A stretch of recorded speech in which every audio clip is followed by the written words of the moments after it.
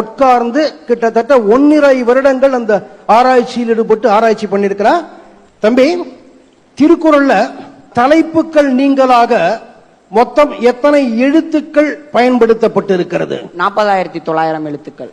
இவற்றில் உயிர் எழுத்துக்கள் எவ்வளவு? 3074. ஆயுத எழுத்துக்கள் எவ்வளவு? 50. மெய் எழுத்துக்கள் எவ்வளவு? 12,729. ஆக மொத்தம் அது எவ்வளவு? 15,728. இவைகள் போக மீதம் உள்ள உயிர்மெய் எழுத்துக்கள் எவ்வளவு? 25,047. அப்ப மொத்தம் எவ்வளவு வருது? 40,900.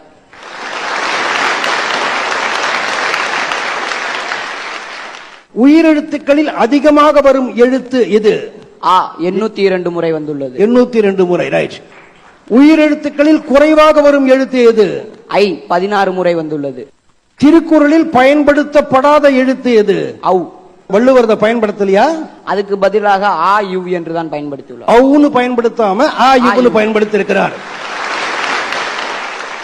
மெய் எழுத்துக்களில் அதிகமாக வரும் எழுத்து எது? 2 சுழியின் 2062 முறை வந்துள்ளது. மெய் எழுத்துக்களில் குறைவாக வரும் எழுத்து எது?